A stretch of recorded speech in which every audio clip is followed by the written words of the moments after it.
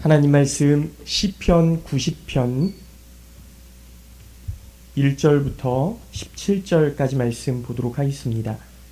시편 90편 1절부터 17절까지 말씀.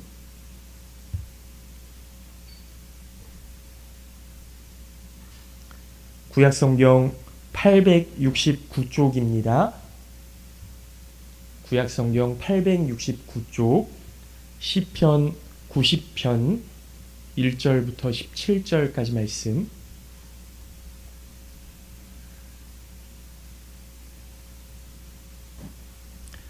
제가 봉독해서 읽도록 하겠습니다. 주여, 주는 대대에 우리의 거처가 되셨나이다. 산이 생기기 전, 땅과 세계도 주께서 조성하시기 전, 곧 영원부터 영원까지 주는 하나님이시니이다. 주께서 사람을 티끌로 돌아가게 하시고 말씀하시기를 너희 인생들은 돌아가라 하셨사오니, 주의 목전에는 천년이 지나간 어제 같으며 밤의 한순간 같을 뿐임이니이다. 주께서 그들을 홍수처럼 쓸어 가시나이다. 그들은 잠깐 자는 것 같으며 아침에 돋는 풀 같으니이다. 풀은 아침에 꽃이 피어 자라다가 저녁에는 시들어 마르나이다. 우리는 주의 노에 소멸되며 주의 분내심에 놀라나이다. 주께서 우리의 죄악을 주의 앞에 놓으시며 우리의 은밀한 죄를 주의 얼굴빛 가운데 두셨사오니, 우리의 모든 날이 주의 분노 중에 지나가며 우리의 평생이 순식간에 다하였나이다. 우리의 연수가 70이요 강건하면 80이라도 그 연수의 자랑은 수고와 슬픔뿐이요 신속히 가니 우리가 날아가나이다. 누가 주의 노여움의 능력을 알며 누가 주의 진노의 두려움을 알리이까? 우리에게 우리날 계수함을 가르치사 지혜로운 마음을 얻게 하소서. 여호와여, 돌아오소서. 언제까지니이까? 주의 종들을 불쌍히 여기소서. 아침에 주의 인자하심이 우리를 만족하게 하사 우리를 일생 동안 즐겁고 기쁘게 하소서. 우리를 괴롭게 하신 날수대로와 우리가 화를 당한 연수대로 우리를 기쁘게 하소서. 주께서 행하신 일을 주의 종들에게 나타내시며 주의 영광을 그들의 자손에게 나타내소서. 주 우리 하나님은 은총을 우리에게 내리게 하사 우리의 손이 행한 일을 우리에게 견고하게 하소서. 우리의 손이 행한 일을 견고하게 하소서. 아멘. 할렐루야. 네, 오늘 예배에 나오신 우리 모든 성도님들 주님의 이름으로 환영하고 축복합니다. 하나님의 은혜와 사랑이 늘 함께 하시기를 예수님의 이름으로 기도하겠습니다. 네, 오늘 말씀은 주의 종들을 불쌍히 여기소서라는 제목으로 함께 은혜를 나누려고 합니다. 여기서 말씀하는 주의 종들은 하나님의 말씀을 대변하는 지도자들을 이야기하는 것이 아니라, 그러니까 저 같은 목회자를 이야기하는 것이 아니고요. 주의 종들은 하나님께서 택하신 모든 백성, 하나님께서 택하신 모든 백성을 의미하는 이야기입니다. 오늘로 따지자면 이 자리에 나온 우리 모든 장로님들, 권사님들, 우리 모든 성도들을 하나님께서 말씀하는 거죠. 특별히 시편 90편은 모세의 기도 아닙니까? 모세의 기도. 모세가 이스라엘 백성들을 위해 어떤 기도를 했는지 우리가 잘 알 수 있는 거죠. 이 모세의 기도를 통해서 우리 그리스도인들이 하나님께 어떻게 기도해야 할지, 특별히 하나님께서 택하신 우리 모든 성도님들이 어떻게 우리 교회를 위해서 기도해야 할지 함께 나누면서 하나님의 뜻을 깨닫는 귀한 은혜의 시간이 되시기를 예수님의 이름으로 축복합니다. 상황을 먼저 설명드리자면, 모세가 애굽에서 이스라엘 백성들을 이끌어내지요. 그 후에 여러 어려움들을 만나게 됩니다. 애굽 군대의 추격이 맨 처음에 있었고요. 그리고 홍해가 가로막고 있는 그 어려움, 그 가운데서 이스라엘 백성들의 원망이 계속 나오는 그런 분란의 어려움을 겪었죠. 광야에서의 배고픔, 목마름, 더위와 추위, 이건 뭐 어떻게 우리가 할 수 있는 그런 상황들이 아니지 않습니까? 여러분, 그 연무지방에 많은 교회들이 지난주에 큰 비로 인해서 수해를 많이 입었어요. 어떤 교회는 식당이 물에 잠기고 뭐 차가 침수되고 뭐 이런 어려움도 겪었고요. 또 어떤 교회는 집안이 뒤쪽으로 개천이 흐르다 보니까 집안이 이렇게 좀 무너져서 교회 건물 자체가 이렇게 조금 뒤틀린 그런 교회도 있습니다. 여러분, 이런 어려움들이 있을 때마다 정말 어떻게 해야 될까 고민하고 또 이것 때문에 또 성도들의 마음이 흔들리지는 않을까 고심하게 되고 뭐 여러 가지 어려움들로 인해서 우리의 마음 가운데 갈등이 있게 되잖아요. 하지만 그 어려움들을 하나님의 도우심으로 극복하고 이겨낼 수 있으리라 믿습니다. 여러분, 오늘 우리 은혜교회도 여러 가지 어려움들이 있겠지만 이제 저는 그렇게 생각해요. 우리 성도들이 먼저 하나 된다면, 우리 성도들이 먼저 기도한다면 이 모든 어려움들을 다 극복해낼 수 있으리라고 믿는 거죠. 그 시험과 고난을 만날 때 때로는 하나님을 의지하여 시험과 고난을 통과할 때도 있었고, 하나님께 불순종하고 교만하여져서 모세와 아론이 가나안 땅에 들어가지 못하리라 이런 말씀을 듣기도 했습니다. 그럼에도 불구하고 모세는 끝까지 하나님을 의지했던 것이죠. 그리고 이 죄인들, 주의 백성들, 이 주의 종들을 하나님 불쌍히 여겨주시옵소서 그렇게 기도했던 겁니다. 때로는 하나님을 원망할 때도 있고 하나님을 앞에 불순종할 때도 있고 하나님의 형상을 찾아서 우상을 만들기도 했었지만 그래도 하나님께서 이 백성을 선택하셨으니 이 백성을 불쌍히 여겨 주시옵소서. 여러분, 우리 은혜교회의 기도 같지 않으십니까? 하나님께서 이 자리에 교회를 세우셨고 30년 동안 인도해 주셨으니 하나님 책임져 주시옵소서. 사랑하는 성도 여러분, 우리 믿음의 사람들도 이스라엘 백성과 마찬가지로 때로는 은혜를 모르고 불순종으로 하나님의 마음을 아프게 할 때도 있어요. 원망하고 세상을 더 먼저 생각하기도 하고 우상이죠. 교만하여서 하나님을 잊어버리기도 할 때가 있음을 여러분 인정하시기 바랍니다. 그래서 하나님 앞에 끝까지 저는 죽을 수밖에 없는 죄인입니다. 이렇게 고백하셔야 돼요. 그리고 우리의 연약함을 위해 말할 수 없는 탄식하심으로 간구하시는 성령 하나님을 의지하실 수 있어야 됩니다. 내가 죄인이기 때문에 성령을 의지하는 것이지 내가 죄인이 아닌데 나 잘못한 거 없는데 나 그래도 신앙 좋은데 이렇게 생각하면요 하나님을 의지할 수 없어요. 우리는 하나님을 의지해야 합니다.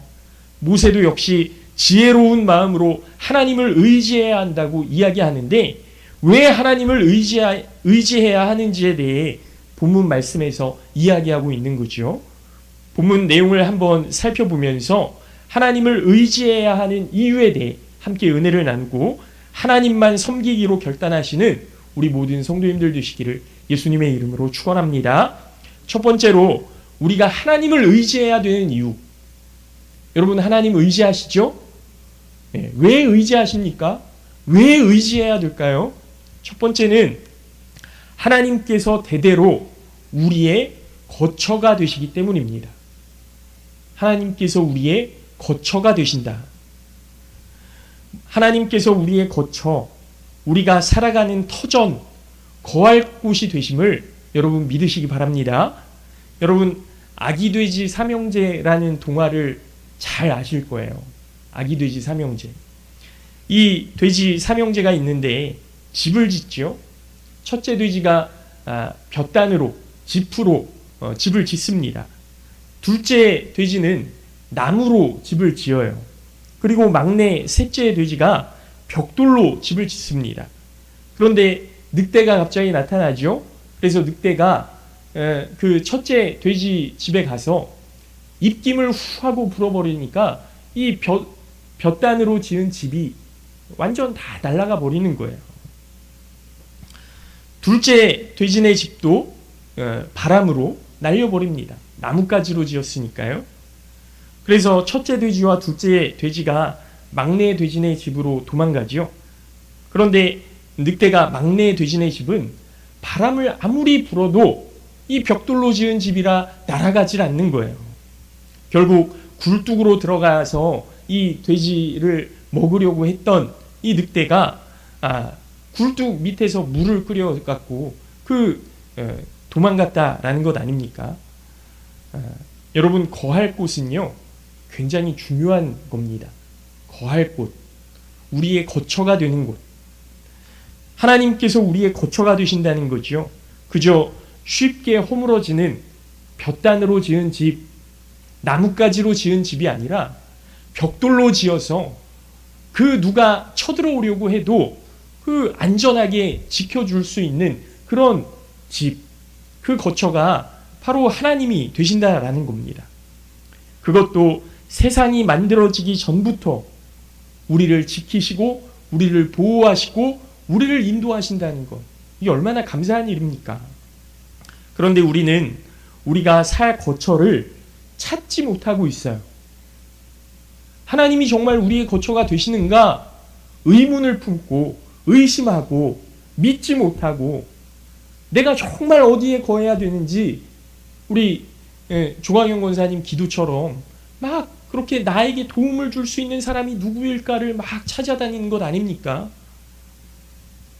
하나님을 의지하면 되는 것인데, 하나님을 믿으면 되는 것인데, 우리는 하나님보다도 헛된 볏집이나 나뭇가지, 벽돌집 이런 것들을 더 의지하고 있는 거예요. 사랑하는 성도 여러분, 예수님은 요한복음 15장 5절 말씀에서 나는 포도나무요 너희는 가지라 그가 내 안에 내가 그 안에 거하면 사람이 열매를 많이 맺나니 나를 떠나서는 너희가 아무것도 할 수 없음이니라, 이렇게 말씀해 주셨어요. 예수님 안에 거해야 우리가 무엇이든 할 수 있음을 믿으시기 바랍니다. 이어서 7절 말씀에, 요한복음 15장 7절 말씀에 너희가 내 안에 거하고 내 말이 너희 안에 거하면 무엇이든지 원하는 대로 구하라 그리하면 이루리라. 똑같은 말씀 아닙니까? 우리가 예수님 안에 거하는 것, 예수님으로부터 생명과 양분을 섭취하는 것, 우리가 예수님의 말씀대로 살면서 예수님의 생명이 우리 속에 약동하고 흘러감으로써 열매를 많이 맺을 수 있는 것이 하나님을 거처로 삼고 있는 삶입니다. 예수님 안에 사는 것은 아름답고 즐거운 우리의 집에서 사는 겁니다. 예수님 안에 평안이 있고 안식이 있고 생명이 있고 열매가 있고 축복이 있음을 믿으시기 바랍니다. 그리고 예수님 안에 사시는 우리 모든 성도님들 되시기를 예수님의 이름으로 축원합니다. 예수님께서 우리의 거처가 되십니다. 두 번째로 우리가 하나님을 의지해야 되는 이유가 뭐냐면요, 하나님께서 우리와 세상 모든 만물을 창조하셨기 때문에. 여러분, 그런데 하나님께서 이 세상 모든 만물을 지으셨음을 믿으십니까? 정말 믿으시나요? 우주가 큰 폭발에 의해서 저절로 만들어졌다고 말씀하시는 분들도 계시지만 저는 이 세상이 절대로 우연히 만들어졌다고 믿지 않습니다. 누군가의 계획이 있었고 설계가 있었던 것임을 믿는 거죠. 어떻게 저절로 이 모든 동물들과 식물들과 사람이 만들어질 수 있겠습니까? 내가 저절로 만들어졌다? 이게 어떻게 가능하겠어요? 또 우주가 어떻게 생겨날 수 있었을까요? 여러분, 하나님이 하셨음을 믿으시기 바랍니다. 하나님이 하셨어요. 그런데 문제는 사람이 또 다른 피조물이 사람을 의지하는 것과 조물주 하나님을 의지하는 것과 누구를 의지해야 한다고 생각하십니까? 여러분, 사람이요, 하나님을 의지해야 한다는 것 아니면 사람을 의지해야 된다. 이 둘 중에 어떤 게 더 피부에 와 닿으세요? 여러분, 저부터도요, 뭔가 기도할 일이 생기고 어려움이 생기면요, 제가 멘토로 삼고 있는 어떤 목사님이 계시는데 그 목사님께 꼭 전화를 드려요. 목사님, 저희 교회에 이런 일이 있어요. 목사님, 저한테 이런 일이 생겼습니다. 어떻게 하면 좋을까요? 물론 기도를 안 하는 건 아닙니다. 기도하지요. 그런데도 이 기도의 응답이 점점 늦어지면요, 제 안에 불안이 생기는 거예요. 그래서 여기저기 선배들, 목사님들 이렇게 전화하면서 조언을 구하고 뭐 이렇게 하는 거거든요. 여러분, 우리가 사람을 의지해야 될까, 하나님을 의지해야 될까, 여기에 대한 분명한 답을 이미 가지고 있습니다. 하나님을 의지해야죠. 그러한 사실을 알면서도 왜 종종 하나님보다 사람을 의지할까? 이게 참 이해가 안 되는 겁니다. 우리는 창조주 하나님을 의지해야 됩니다. 왜 그럴까요? 그 이유는 우리 창조주 하나님은 천지를 창조하셨고 우리를 지으시고 우리에게 생명을 주신 분이시기 때문에 그렇습니다. 우리가 어려움에 처했을 때 우리를 직접 지으시고 생명을 주신 하나님이시기 때문에 우리들을 도우실 수 있어요.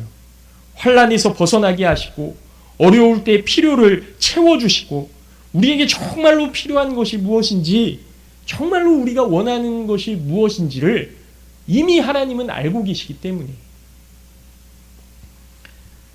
여러분, 지난주에 저희 아내가 어떤 친한 분하고 이야기를 나누다가 그 집 딸이 그렇게 물었대요.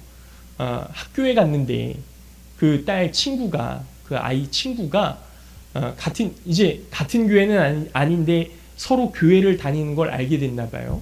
그랬더니 이 친구 아이가 너 부모님 말씀 안 듣고 하나님 말씀 안 들으면 지옥 간다 그랬다는 거예요. 그래서 이 애가 엄마한테 와서 그걸 물어봤다는 거예요. 엄마, 이거 어떻게 해야 돼? 나 정말로 지옥 가는 거야? 하나님 말씀 안 듣고 엄마 아빠 말씀 잘 안 들으면 지옥 가는 거야? 그 부모님 입장에서 이걸 어떻게 대답해 줘야 될까요? 여러분, 저도 딸들이 있습니다만 저희 딸들이 물론 말을 잘 듣지만은 않아요. 사춘기고 말을 안 들을 때도 있고 속을 썩일 때도 있고 뭐 여러 가지 잘못을 저지를 때도 있고요. 그렇습니다. 그런데 잘못을 저지를 때마다 너 집 나가, 옷 벗고 다 나가, 이렇게 할 수 있어요? 이렇게 할 수 있습니까? 너 이제부터 내 딸 아니야, 이럴 수 있습니까? 여러분, 똑같은 거예요. 우리가 잘못을 저질렀다고 했을 때 부모님이 분명 거기에 대해서 꾸중을 하시죠. 다그칠 수 있어요. 매를 들 수 있습니다. 그런데요, 그것이 너는 내 아들이 아니다, 너는 내 딸이 아니다, 이제부터 너는 내 자식 아니니까 나가, 이렇게 되지는 않는 거예요. 하나님께서 지으셨고 하나님께서 아들이고 딸임을 이미 삼아주셨는데 그 하나님께서 삼아주신 것을, 하나님께서 세워주신 것을 사람이 파괴할 수 없는 겁니다. 여러분, 하늘이나 높음이나 깊음이나 다른 어떤 피조물이라도 우리를 그리스도 예수 안에 있는 하나님의 사랑에서 절대로 끊을 수 있다 없다? 없느니라. 하나님의 사랑에서 절대로 끊을 수 없느니라. 그 무엇도 하나님의 사랑에서 우리를 끊을 수 없습니다. 우리가 이미 하나님의 자녀가 되었다면, 하나님의 아들이고 딸이 되었다면 그 무엇도 우리를 지옥으로 내쫓을 수 없다라는 거예요. 물론 우리가 회개하고 하나님 앞에 용서를 구하고 하나님 앞에 나아가고 하나님을 의지하고 하나님이 나의 거처가 되시니 나와 함께하여 주시옵소서, 그렇게 기도할 때 그런 일들이 일어나겠지만 여러분, 하나님은 우리를 사랑하십니다. 왜요? 우리를 창조하시고 우리를 지으셨고 우리를 향한 하나님의 뜻을 계획하고 계시기 때문에. 사람들은 떠나가지만 산들은 그 자리에 그대로 있잖아요. 산들은 자연의 거인들 아닙니까? 이 자연의 거인들이 자연의 모태에서 꿈틀거리기도 전에 하나님은 이미 스스로 계셨습니다. 세월에 눈이 덮인 히말라야의 높은 산도 하나님 앞에서는 어제 갓 태어난 아기와도 같은 존재인 거고요. 하나님은 산들이 태어나기 전부터 계셨을 뿐만 아니라 땅도 세계도 태어나기 전에 계셨습니다. 말씀에서 모세는 출생의 비유를 계속 이야기하고 있는데요. 하나님은 산들이 태어나기 전만이 아니라 땅과 세계가 태어나기도 전에 계셨던 분이라는 거예요. 하나님은 시작도 없고 끝도 없고 시간의 변화도 없이 영원히 존재하시는 분이십니다. 그래서 히브리서 13장 8절 말씀에서 하나님은 어제나 오늘이나 영원히 동일하신 분이시다, 이렇게 고백하지 않습니까? 이렇게 영원하시고 스스로 존재하시는 하나님은 오는 세대, 이미 간 세대도 마찬가지고요, 앞으로 올 세대도 그 인간들이 안전히 거처할 수 있는 안식처임을 믿으시기 바랍니다. 하나님이 어제 태어나셨다면 하나님은 인간이 안전히 거주할 수 있는 곳이 못 되죠. 하나님이 수시로 변하신다면 하나님은 인간이 안전히 거주할 존재가 못 될 겁니다. 그러나 하나님은 영원 전부터 영원 끝까지 영원히 존재하시고 영원히 성실하신 분이시기 때문에 우리가 편히 쉴 수 있는 거처가 되시는 겁니다. 사랑하는 성도 여러분, 흙으로 왔다가 흙으로 돌아가는 인생들은 우리를 도울 힘이 없습니다. 사람을 의지하지 마시고 하나님을 의지하시기 바랍니다. 우리들은 참 하나님이시고 전능자 되시는 창조주 하나님을 의지해야 되고요, 우리를 지으시고 영원히 사랑하시는 그 하나님을 의지해야 되는 겁니다. 바라기는 우리 모든 성도님들이 나를 사랑하시고 나와 함께 하시는 그 하나님, 나를 창조하신 그 하나님을 의지하실 수 있기를 예수님의 이름으로 축원합니다. 마지막으로 우리가 하나님을 의지해야 되는 이유가 뭐냐면요, 우리의 인생이 티끌과 같고 한순간이며 헛된 삶이기 때문에 그렇습니다. 여러분, 창세기 5장에 기록된 그 내용이 뭐냐면 인간들이 오래 살았다는 거예요. 그 족보 이야기가 나오는데 누구는 얼만큼 살았고 몇 살까지 살다가 죽었다, 이런 내용들이 쭉 나오거든요.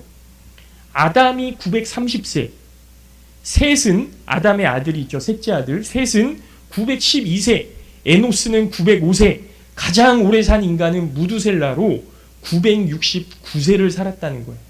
969세. 여러분, 이 무두셀라가 969세 살았다는 것을 모세가 기록했으니까 모세가 그 사실을 잘 알았던 것 아닙니까? 그런데 보십시오. 1000년이면 나라가 망하고 흥하는 시간이에요. 여러분, 이 1000년 동안에 어떤 일들이 벌어질지 여러분 그 세계사를 보면 너무나도 잘 알지 않습니까? 인간들의 철학들과 사상들이 흥했다가 사라지는 기간이고요, 수많은 사건과 사고들이 일어날 수 있는 그런 기간입니다. 인간의 수명으로 따지면요, 1000년이라는 것은 거의 무한의 세월처럼 느껴질 수도 있는 겁니다. 100세만 되어도 대단하다고 보는데 1000세라니요. 하지만 1000년의 세월도 하나님에게는 지나간 어제와도 같다라는 거예요. 영원하신 하나님 앞에서는 1000년도 하루와 같다라는 겁니다. 그러니까 900세 전후를 산 창세기의 조상들이나 90세 전후를 사는 우리들이나 뭐 그렇게 세월의 차이가 크지 않은 거예요. 그냥 하나님 앞에서는 점일 뿐이죠. 인문경영연구소 소장인 전경일 씨라는 분이 계시는데요, 이분이 마흔으로 산다는 것, 이런 책을 쓰셨어요. 이 책에 평준화 법칙이라는 것이 나옵니다. 평준화 법칙. 40대는 욕망의 평준화가 일어난다는 거예요. 40대에 욕망의 평준화. 그냥 뭐 20대 때는요, 내가 이것도 되고 싶고 저것도 되고 싶고 이것도 갖고 싶고 저것도 갖고 싶고 이랬는데요, 40대가 되면 자녀들이 자라고 그 가족이 있으니까 가족들을 먹여 살리려고 사회적 성공을 거두기 위해서 발버둥치며 나아가는 것, 이 욕망 하나만 남는 거예요. 가족들 잘 돌보려는 욕망. 이게 40대. 50대는요, 지식의 평준화입니다. 명문대를 졸업한 사람이나 초등학교밖에 다니지 못한 사람이나 아는 게 다 그게 그거라는 거예요. 50대 때 뭐 미적분 문제 풀려는 사람 있습니까? 60대는요, 외모의 평준화입니다. 미스 코리아나 식당 아줌마나 그 얼굴이 다 그 얼굴이라는 거죠. 70대는요, 성의 평준화입니다.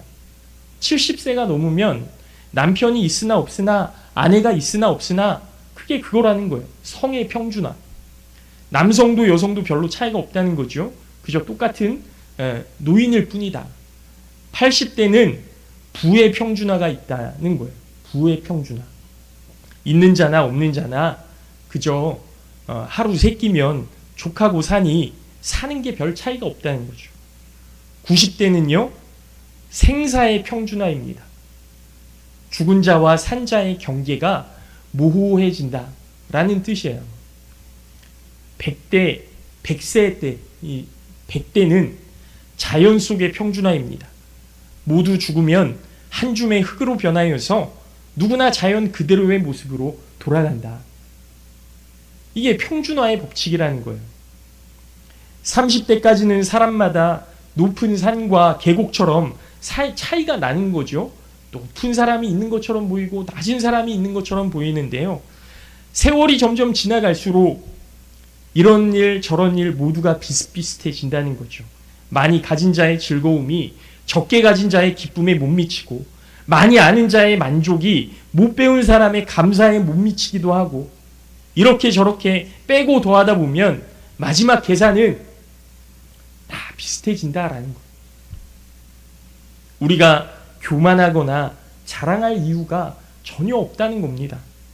우리는 겸손할 수밖에 없는 인생인 거죠. 사랑하는 성도 여러분, 우리의 인생은 길게 느껴지지만 너무나 짧습니다. 그리고 그 짧은 인생을 세상의 헛된 것들에 집중하며 사는 것이 얼마나 어리석은 인생입니까? 하나님께서는 우리 모든 사람들이 성령의 열매에 집중하기를 원하셨어요. 사랑, 희락, 화평, 오래 참음, 자비, 양선, 충성, 온유, 절제, 이 성령의 열매에 집중하셔서 이 같은 법을 금지할 자가 없느니라. 여러분, 이 성령의 열매에 집중하셔서 아름다운 인생, 하나님께서 원하시고 인정하시는 인생을 살아가시는 우리 모든 성도님들 되시기를 예수님의 이름으로 축원합니다. 이제 말씀을 마칩니다. 시편 90편의 결론, 모세의 기도는 우리에게 지혜로운 마음을 얻게 하시고 그 지혜의 마음이 우리 자손에게 계속 이어질 수 있도록 이 이스라엘 백성들이 광야에서 헛된 것들을 쫓아다니는 것이 아니라 정말 우리를 불쌍히 여겨주시옵소서, 하나님 우리와 함께하여 주시옵소서, 이 지식이 계속 이어지기를 원했던 겁니다. 그 지혜는 바로 우리에게 주어진 날을 셀 수 있을 때 주어지는 것이죠. 우리의 시작과 끝을 진정으로 알 수 있게 될 때, 그럴 때 알게 되는 겁니다. 전도서에서 지혜자는 짐승이 당하는 일을 사람도 당하니 사람이 짐승보다 뛰어남이 없음은 모든 것이 헛되다, 이렇게 이야기합니다. 세상의 모든 것은 모두 다 죽음을 맞는다라는 거죠. 앞서 말씀드린 하나님을 의지해야 되는 이유를 모두 지우고 이것 하나만으로도 우리가 죽음을 피할 수 없으니, 우리가 언젠가는 우리 인생의 끝이 있으니 하나님을 의지해야 되는 것 아니겠습니까? 하나님, 우리 모두를 불쌍히 여겨 주시옵소서. 우리 서종숙 권사님이요, 2주 정도 됐죠. 6월 말쯤에 대구에 가셨다가 넘어지셔갖고 그 엉치변지 대퇴골절인지 아무튼 그렇게 되셨어요. 그리고 그 대구에 있는 척탑병원에 입원을 하고 계시다가 그저께 연락이 왔는데 이제 그 대구 한방병원으로 병원을 옮기셨습니다. 근데 목소리는 괜찮으시거든요. 그리고 곧 나가야죠, 곧 나가야죠, 그렇게 말씀은 하시는데 사실은 기약이 없대요. 퇴원할 기약이 없다는 거예요. 장로님 말씀 들어보면. 여러분, 우리